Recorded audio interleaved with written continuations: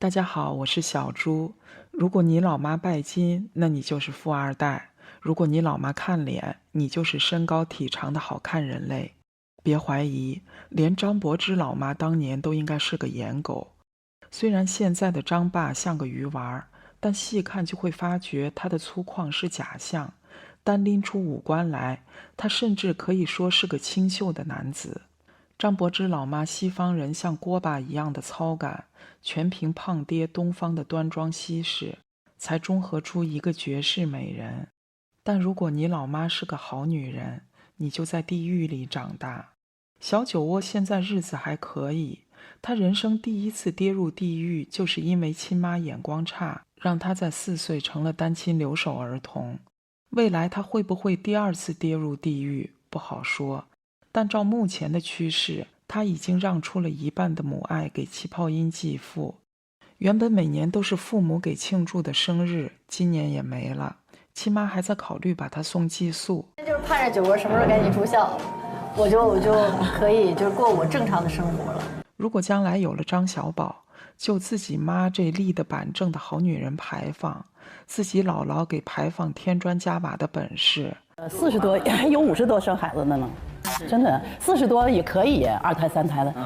已经从公主沦落成留守儿童的小酒窝，未来会不会进一步降级成窝子姐姐，指日可待。董璇的人生上半场十分顺遂，父母从小培养他学舞蹈，后来想考沈阳音乐学院。那年黑龙江只招一个，他也金榜高中，音乐学院毕业，10年不招演员的总政歌舞团到他们学校招人，他又被选中。后来他想学表演，稍微一试就手握北电和中戏2张录取通知书。读书期间别人还在跑龙套，他已经在演女1号了。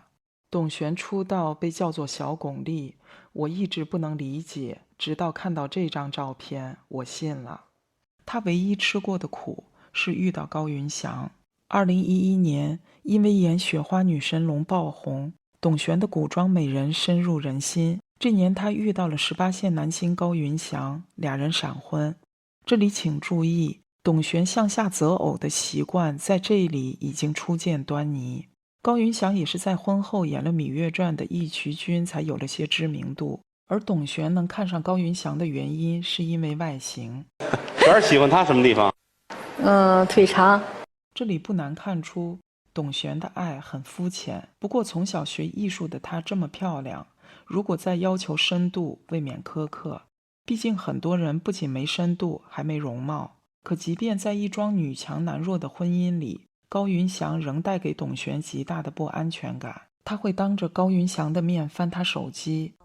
我是那个明目上懒得看，光明正大的看。你会怎么看啊？你会因为他的手机里的那软件都是我帮他下的，那些密码什么都是我设定的，所以我说的是那个我就是正常的。深深的不配得感让他在爱里永远处于弱势和妥协的位置，这点比肤浅更要命。高云翔在片场薅了一把野草送给董璇，把董璇感动坏了。再看看现在的爬爬杆，早知道董璇这么好追，我就让我老舅去了。但我老舅不会气泡音，他就是生吞200个海绵宝宝也挤不出一个泡。那怎么办？对了，为什么叫张维仪爬爬杆？有些港台区的观众不明白，我放张图。据说橘皮面容的男人情绪不稳定，有大男子主义，还爱生闷气，严重的还会有暴力倾向。很多人会好奇，皮肤问题怎么扯到人品上了？那你不妨这样去理解，并不是因为有了橘皮才情绪不稳，而是情绪不稳和易怒导致的内分泌问题滋生了橘皮面容。高云翔求婚是在玻璃上写了一句 Will you marry me？ 但他文化不行，4个单词3个幼儿园词汇，剩下的一个毫无悬念地拼错了。不过按董璇的文化水平，估计也没发现。我就确认了好几遍是不是那个意思。高云翔还写了个 yes 和 no， 很俏皮地给董璇出了道选择题。董璇当然选了 yes， 我相信他当时甚至是带着受宠若惊，好不容易被人看上的莫大荣幸和感恩。其实就是等这一天也等了一段时间了。咱们矜持一点吧，你这太不矜持了你。看看这狗爬一样的烂字儿，一点不愿做功课，翻翻字典也不至于拼错的得过且过。明明是土鳖，却偏要用英文的装逼。Waiter， 那我们的前菜就要 white anchovies、Roma horse and crispy ham。你一定要记住啊 ，Roma horse 一定要 fresh。我这个人对食材的要求很严格，食材必须 fresh， 新鲜，新鲜的东西才好吃，才有口感。一个处处透着将就的求婚，一个四面漏风的男人，董璇也当宝。当被问到有没有可能是董璇先求婚，他说：“啊，那不会，你必须是他求，那肯定是。但他给出的理由是，万一我要求了他不同意，我多没面子。他甚至都不肯说一声。凭啥？他在爱上的窝囊和得过且过打一开始就存在。但高云翔对这段感情拿捏得相当稳，他明白一把野草都能感激涕零的女人是不需要太费心思就能轻易拿下的，所以他才敢把求婚这种大事儿做得这么漫不经心。有花吗？有蜡烛吗？没有，什么都没有。那你早上其实你看我多好对付呀，你什么都没有。因为他几乎可以肯定董璇一定会答应。他敷衍董璇，董璇也在敷衍自己。董璇似乎从不认为出众的颜值和成功的事业是自己拥有的强大优势，他甚至不敢把他们放在婚姻中做等价交换，反而觉得能被一个有胳膊有腿的男人要，就要感恩戴德了。가장 제가 감동받는 말은 Thanks to marry me。对，靠娶媳妇儿翻红的卤蛋在韩综上说，西元对他说：“感谢你和我结婚。”哎，我就纳了闷儿了，一个玩3P 的油腻渣男，一个吃软饭的秃顶老男人，结个婚咋还结出优越感了？这迷之自信从何而来呀？镜子没有，尿总有吧？那你们自己4个长什么样？你们凭什么讲这些女生？10多年后，他再一次被爬爬干用一束鲜花和眼泪轻易拿下。小晨晨，想全部参与你接下来的余生。欢欢，嫁给我吧。我觉得爬爬干是提前做了功课的，毕竟前夫哥求婚连花都没有，而且高云翔当年和董璇还在电影里演过一模一样的求婚一幕。我甚至觉得爬爬干的卖惨都是为董璇私人定制的。不信董璇姐，我绝对不信，你不是这样的人。如果是碰到一个那种，我就不跟你说，但是我就一直给你看到我特别惨，特别苦，太惨，我可能就不找他了。这次求婚，董璇答应的理由是，然后他们仨还能就为了这事儿就是起大早，我就特别感动。姐姐，你可真一点好的都没吃过啊！我从没听过哪个女的答应求婚是因为男的起得早，这都什么虎狼之词呀！连爬爬干的哥们儿都看不下去了。这说出去都不是什么值得光荣的，这不允许啊！姐夫，平时到底有多么差，才让我姐把这个事儿变成了最感动的一幕？我真有点生气了。这也不是什么值得标榜的，这有什么值得标榜的？我问你。至于彻底击中董璇的那一句听着逼格很高的话，他说了一句话，我觉得特别对，他就是说，我的世界里可能有很多很多人，但是他的世界里只有我。也被他哥们儿当场戳穿。那个原文是条狗，他说你有你的世界什么的，你有你的朋友什么，但我只有你。我倒觉得爬爬干这话是从沈玉琳那儿抄的。没有错，你的 LED 照亮全世界，但是你在照亮的世界里面却找不到我。婚后，高云翔和董璇上节目，高云翔可牛了，随口说董璇爱花钱，最不能接受他之前的花钱毫无节制。关键是董璇在婚前已经拍戏多年，这不应该的吗？你说出来，你不怕别人笑话你吗？我吃个榴莲你都要说，但是我没有吃你的钱，如果我吃你的钱，用到你的钱，你可以说我，但是我1分钱都没有用你的，你凭什么来说我？不是说舍不得你吃的，你便宜不要吃，这东西也不便宜了。不便宜，没吃你的钱，我想，那我想吃149，你管我啊？我就想吃这些，你不吃，你下一次不要吃。然后我买的东西都是我吃，如果你觉得不高兴，我可以在外面吃了再回来。又没有吃你的，又没有用你的，说是有什么好说的？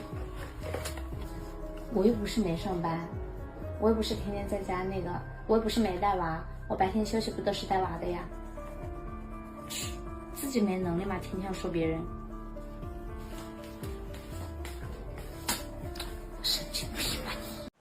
虽然轻声细语，但逻辑清晰，坚定捍卫自己权利的太太，被说到哑口无言，气急败坏，最后只能用关灯泄愤的小家子气先生。最有力的反驳往往并不需要破口大骂，而是用最轻的声音戳对方的痛点，他只要破防，你就赢了。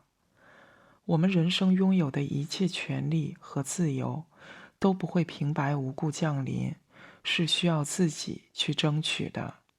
生而为人，要么来去自如，随波逐流，似湖面浮萍，飘到哪里都是幸福；要么豁出去搏一把，要么就去死。生而为人，实在抱歉。但董璇静静听着丈夫抱怨，像个失去的小媳妇儿。这乱花钱了。你最近花钱买什么了？大件的东西？你没花多少钱？还没多少钱，10年生活费没了。一个被窝睡不出2种人，你还别说，但凡有点深度，这俩还真成不了。节目上的董璇小鸟依人，脸上洋溢着一种尘埃落定的蠢钝幸福。高云翔一副大爷样，心猿意马，眼神乱飘。这歪着的脑袋，油穿了锅的气质，这不陈思诚吗？怨不得佟丽娅和董璇能成闺蜜，这俩不仅自己长得像，连审美都一样，不油不爱，不腻不喜。高云翔也是个人才，请5个朋友吃饭，点了几个精致的小凉菜。但对这事儿，董璇的反应也是小媳妇似的，一边琐碎地唠叨自己男人不会做事儿，请朋友吃个饭都办不好，一边又喜气洋洋地赞他持家有方。你就看看董璇这混乱的逻辑和水准，后面被爬爬杆拿捏是他的宿命。2016年女儿出生，董璇几乎隐退，把自己都交给家庭，把赌注压在了这个看着并不可靠的男人身上。女儿2岁，高云翔和董璇投资并出演了电视剧《阿那亚恋情》，在澳洲取景。董璇在角色杀青后就返回国内，但他前脚走，高云翔后脚就爆出性侵案。董璇第一时间带着女儿飞澳洲救夫，交保释金，找律师，甚至租房扎在澳洲和丈夫患难与共。这魄力颇有越剧名段《血手印》里弱女子王千金继夫诉冤的气魄。但《血手印》的结局是王千金的丈夫林昭德最终翻案，夫妻团聚。而现实中，高云翔和董璇却离婚了。虽然高云翔在2020年宣判无罪释放，因为法官倾向于是你情我愿，故而判强奸罪名不成立，但他的婚内出轨和背叛是事实。高云翔即便这次不摔跟头，未来还会栽在其他事儿上，因为他对董璇的敷衍贯穿他的整个婚姻。在婚姻关系里，强势的那个人会为所欲为一些，也包括忠诚度，因为另一方的软弱让他们明白自己出轨的成本不会太高。其实这整件事儿在我看来，董璇处理得相当不错，顶着巨大的压力，硬是给了渣男丈夫最后的人间温暖。圣母就圣母，被骂就被骂。为救丈夫，董璇在2国辗转来回超过60次。救人要緊啊嘛！这起诉讼在2020年3月结案。如果董璇就此原谅了高云翔，继续岁月静好，那就是窝囊废的另一种玩法。但是7月董璇离婚，当时高云翔还在澳洲，去意已决的董璇通过语音离婚把手续办完了。当时也有一种说法是离婚可以规避高额的赔偿债务，变成夫妻2人的共同债务。因为高云翔的官司让投资拍摄《八清传》的唐德影视损失惨重，一纸诉状冻结了夫妻俩全资持股的北京艺璇6000万资产。这个案子一审2年，押着巨额保释金，付着高昂律师费，还有夫妻停摆的演艺事业，而且投资的片子上映遥遥无期。董璇在那阵子明显捞金的步子很匆忙，帮微商站台、上综艺、直播带货，一双已经变形脱钻的高跟鞋竟然也标3000元挂了闲鱼。人真的不能陷入经济窘迫，端庄的姐姐那阵子吃相都难看了。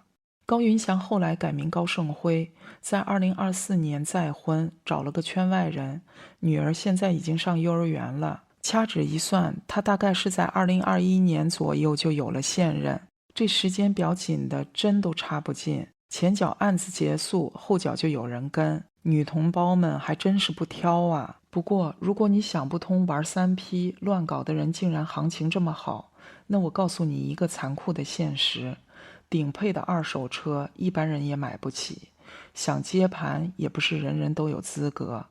娘娘当年沙滩照天下皆知，即便如此，撒贝宁也没追上。美女和帅哥都是稀缺资源，行情很硬。被踢出了1级市场，在2级市场也被当宝，而在3级市场只能看着流口水。除了感情这块，事业也一样。被踢出影视圈的劣质艺人，在话剧赛道都混成了香饽饽。文章、翟天临和高云翔这种上线漏下来的渣子，在话剧圈子混得风生水起。高云翔还浓眉大眼地当上了制作人。离婚后，董璇上综艺，过来人宋丹丹给董璇灌了2个找老公的标准。找丈夫最重要的第一就是3观正，情绪稳定，必须脾气得好。宋丹丹说这番话的时候，董璇非常认真地听着，看得出她是真听进去了。董璇说自己也有弟弟追。哎，我跟你说，追我的全是弟弟。萧亚轩的快乐，我要体会一下。璇儿啊，你真是想多了。按萧亚轩以往的战绩，他应该焊死都不会找啪啪干。鲜肉菩萨萧亚轩看到你最后开出个啪啪干，我估计他不是在上吊，就是在找绳子。别说是我跟你丢不起那人。追漂亮姐姐的弟弟，我脑海闪现出的是小龙女和杨过，再不济也是这样的。结果董璇开盒开出个这样式儿的，那怎么办？37岁还没结婚是有原因的，这块劳保也是让董璇给挖到了。你好意思过来，不嫌丢人吗？哎，你看看人这个外国大奶牛，再看你牵这个，这叫么？这叫。都说当年董璇和高云翔是男帅女美，我对董璇的美能理解，但对高云翔的帅很疑惑。和长着小鸡嘴的吴彦祖、刘恺威、宋祖儿和迪丽热巴被说成俊男靓女一样疑惑。高云翔的不帅是由内而外散发出的浅薄和轻浮，此前他不这么油腻，全拖赖不够红。婚后他的义渠君爆红，意气风发和油腻也结伴而来。我特别想把我自己最真实的一面给你。给我？对，你最真实的一面是什么？就是我现在这样，简单、单纯。会喝酒吗？我可以跟你喝，我平时不喝的。抽烟？不抽烟。不嫖？对。其实我对董璇第一段婚姻的不看好，始于高云翔出事之前。油腻男和包子女这样的婚姻组合，不出意外都会有意外。但没想到的是，董璇并没有在这段婚姻中成长和思考，他的将就和敷衍如今卷土重来，而且这次向下择偶的习惯已经探底到了爬爬干。我其实对爬爬干很矛盾，又同情又同情不起来。同情是因为爬爬干是个人生稀碎的苦孩子，天崩开局，妈妈早年去世，10岁和爸爸相依为命，这些年爸爸也走了。不同情是因为爬爬干的所作所为都不应该让不幸买单，然后董璇再为爬爬干买单，这里董璇相当于是他人生所有不幸的终极大冤种。我就觉得我要对你好，张唯一他需要我，我要对他好。我有天但凡都不好一点，我会难受。董璇难道有什么把柄在爬爬干手里？他杀人被他看到了？算命的说他度完这一劫会升仙？爬爬干的闪光点是正统的学院派出身，中戏毕业，虽然一直北漂，但演了不少剧；虽然没名没钱，但一直在演。可是在颜值战胜一切的娱乐圈，他这长相，帅也不行，奶也不行，输也不行，憨也不行，想混出头的难度可想而知。所以分到他头上的都是那种一出场就感觉这事儿又要完球子的角色。直到2022年喜剧人大赛第2季，爬爬干和团队以再见老张这个催泪小品夺冠，成为他的高光时刻。董璇在2023年和爬爬干合作了一部网剧，1年后再次合作，期间确定恋爱关系。而早在2022年喜剧人期间，爬爬干已经邀请董璇给自己做后援团。抛开2018年两人因为合作话剧的几面之缘，此时他们命运的齿轮开始转动。不服烂泥，服了会脏手；不烫死猪，烫了会反扑；不翻咸鱼，肚里尽是蛆；不雕朽木，烂鱼莫充数。这4件吃力不讨好的事儿，一辈子都不要做。董璇的不幸从同情爬爬干开始。今年6月，俩人在爬爬干的老家山西大同举办了一场人均消费67的朴素婚礼。伴娘团的女星都笑起来很好看，兄弟团的这几个人都看起来很好笑。他们结婚的事儿一直秘而不宣，一直压到7月15日的姐姐当家看片会上，董璇亲自官宣，彻底勾住了看客的好奇心。我现在选择了这个再次走入婚姻2婚，我觉得我是在影响他们。官宣第2天，姐姐当家预告片上线，董璇夫妻争执的画面立刻上了热搜。一边是董璇婚礼照的路透，一边偶遇照安排。董璇闺蜜佟丽娅说的话也相当有技巧。这次呢，就是确实我的这个选择也影响了他们，就是特别是佟丽娅说，本来已经水泥封心了，现在又相信爱情了。对，这句话把个人叙事拉高到了女性群体的精神共鸣。毕竟失婚女性勇于追爱很值得讨论。随后姐姐当家上线，爬爬干隆重登场，把这个综艺的收视拉到顶峰。同时董璇出演的电视剧《樱桃琥珀》前一晚开播。前些年董璇比较安静，现在女儿9岁，而且眼瞅着也是往明星方向培养的，所以她也是时候出山了。做了几十年明星，无论是董璇还是爬爬干，他们比任何人都清楚，明星最怕的不是新闻，而是没新闻；最怕的不是不红，而是被遗忘。这一套严丝合缝的组合拳打出来，董璇有了热度，还保住了声誉。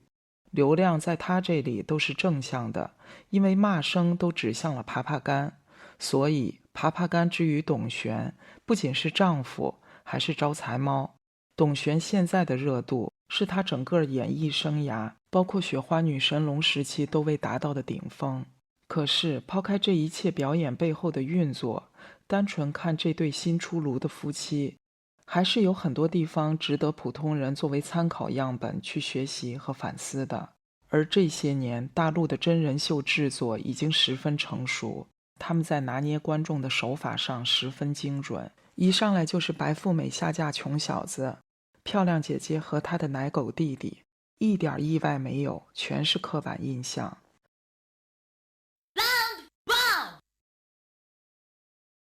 董璇和爬爬干做东，请爬爬干的几个哥们儿吃饭，董璇嘱咐丈夫买单，就我们买单啊，别忘了。买了，肯定买。爬爬干嘴上答应，但脚却往门口走，硬是被董璇一把扯了回来。而此时库腾已经买完单了，董璇让收银员把库腾的钱退了，2口子买。爬爬干掏出要价2万的华为3折叠，准备很有面儿的把账结。哎，我发现标题写久了，这韵脚随口就来。看着手机，爬爬干眉头紧锁，忽然就死机了。完事了。他那卡付不了，他没钱了。库腾应该很清楚爬爬干的底儿，这或许也是他抢先买单的原因。爬爬干一直在那儿死机，气氛十分尴尬。董璇把账结了，但没想到爬爬干忽然又行了，同时他脆弱的自尊心也激活了，对董璇一顿甩脸子。我可以付的，你稍等一下嘛，干啥呀？不，等。董璇像是犯了不可饶恕的大错，一边安抚破防的丈夫，不是，我知道，一边压着音量不让别人看笑话。这咋的？我付不了啊！不是，门口很多人嘛。嫁了东北，不对，娶了东北人，看着一破防，把山西人爬爬干的东北口音都干出来了。人在气急败坏的时候，一举一动都会忽然变得特别有趣。但是破防的爬爬干明显已经气急败坏了。你们回去，别数了，我替你们数过了，一共说了10次。董璇一边体谅他的面子，一边安抚他的自尊。因为我们俩这个经济条件它不对等的嘛，就是各花各的，就是他能力范围之内的，我尽量让他去消费，然后让他去买单。原来爬爬干的能力范围都包括不了一顿饭。倒霉催的收银员又把董璇付的也退了，磨叽10分钟，1分钱没收，还退2次。他一直有一个这个什么积分宝什么玩意儿的券儿。我说爬爬干磨蹭半天，原来原因在这儿呢。不知道的还以为吃了10万，其实就一桌铁锅炖。我怀疑爬爬干刚才想走花呗没通过，结果临时借了个小额贷。不过作为演员，还是演了很多年舞台剧的演员，券儿都没读对。